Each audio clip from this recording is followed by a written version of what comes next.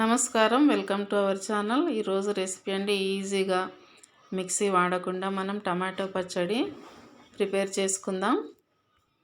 దీనికోసం అయితే నేను ఒక పావు కేజీ టమాటాలు తీసుకున్నా. అట్లనే పచ్చిమిరపకాయలు ఒక 10.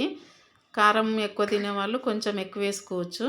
జీలకర్ర, ఆవాలు, అలాగే ఎల్లిపాయ ఒక సగం గడ్డ, కొత్తిమీర, కరివేపాకు, పసుపు, తగినంత ఉప్పు. ఇప్పుడైతే నేను ఆల్రెడీ ఇందులో ఆయిల్ ఉంది, ఇంకా కొంచెం ఆయిల్ వేసుకుందాం. 1.5 టేబుల్ స్పూన్ వరకు వేసుకున్న తర్వాత నూనె వేడెక్కినాక ఇందులోకి జీలకర్ర, ఆవాలు తాలింపు వేసుకుందాం. జీలకర్ర, ఆవాలు చిటపట్లాడగానే పచ్చిమిర్చి కూడా ఇందులో వేసుకోవాలి. నేనైతే 2 ఒకేసారి వేస్తున్నాను. నూనె కాలిపోయింది కాబట్టి బాగానే. ఇందులో మిరపకాయలు కూడా మంచిగా వేగిపోతాయి. ఇట్లా మిరపకాయలు వేగిన తర్వాత ఇందులోకి మరీ మాడితే బాగోదు అసలు పచ్చడి. మామూలుగా ఉడికితే చాలు ఈ మాత్రంగా. ఇందులో కొంచెం పసుపు వేసుకుందాం. పసుపు వేసిన తర్వాత మరోసారి ఇలా కలిపేసుకొని, టమాటాలు బాగా ఎర్రగా పులుపు ఉన్నాయి. ఇందులోకి ఇంకా చింతపండు అనేది ఏం అవసరం లేదు.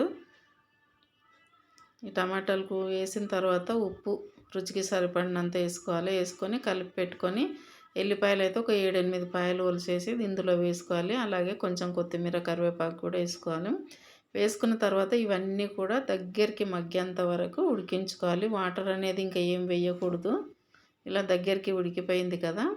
ఇప్పుడు దీన్ని మనం పప్పు ఎనుపుకుంటాం కదా, ఆ కవ్వం తీసుకొని మెత్తగా ఎనుపుకోవటమే. ఇంకా అంతే, ఈజీగా అయిపోతుంది, తొందరగా కూడా అయిపోతుంది. ఇదైతే కొంచెం ఓపిక లేనప్పుడు, ఇంట్లో ఏం కూరగాయలు లేనప్పుడు ఇలా చేసుకుంటే కనుక సరిపోతుంది. టేస్ట్ కూడా బాగుంటుంది. వేడి వేడి రైస్కి కానీ చపాతీకి కానీ సూపర్గా ఉంటుంది.